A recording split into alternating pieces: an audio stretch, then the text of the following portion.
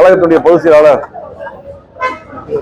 முன்னாள் முதலமைச்சர், வருங்கால முதலமைச்சர், புரட்சி தமிழர் எடப்பாடியார் ஆணைக்கிணங்க அதிமுக சார்பாக தமிழ்நாடு முழுவதும் வெயில், கடுமையான வெயில் இன்றைக்கு, அதை தணிப்பதற்காக புரட்சி தலைவி அம்மா அவர்கள் இருக்கும்போது இருந்து தொடர்ந்து இந்த நேரத்தில் நீர்மற்பங்கள் திறப்போம்.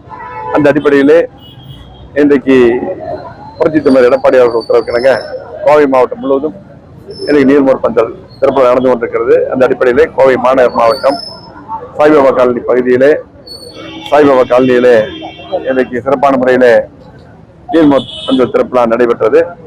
இதில் பார்த்தீங்கன்னா மாவட்ட கழக செயலாளர் அம்மனஜன் அவர்களும், முன்னாள் அமைச்சர், கொள்கையரப்பு துணை செயலாளர் சேமா வேலுச்சாமன் அவர்களும், இங்க இருக்கக்கூடிய காலனி கருப்பையா உட்பட இங்க இருக்கக்கூடிய அனைத்து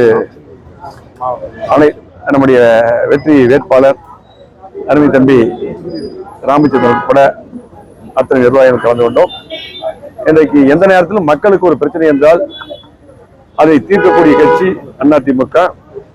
இன்றைக்கு மக்களுடைய எதிர்பார்ப்பு, மக்களுடைய நம்பிக்கை, தமிழ்நாட்டுடைய எதிர்காலம் எடப்பாடியார் அவர்கள் தான்.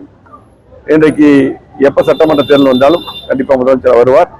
கண்டிப்பா வருகின்ற நாடாளுமன்ற தேர்தலில் கண்டிப்பாக முடிவுகள் தெரிஞ்சதும் அது கண்டிப்பாக வெளிப்படும். அது மட்டுமல்ல, இன்னைக்கு தமிழ்நாட்டு மக்கள் கடுமையான பிரச்சனை இருக்கு, அவங்களுக்கு எல்லாம் தெரியும்.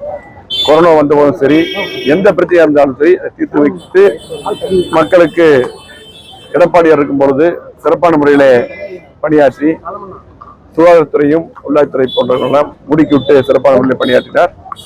அந்த அடிப்படையிலே மீண்டும் அவருடைய ஆட்சி வர வேண்டும் என்று எதிர்பார்த்து கொண்டிருக்கிறது. கண்டிப்பாக நடக்கும். நன்றி.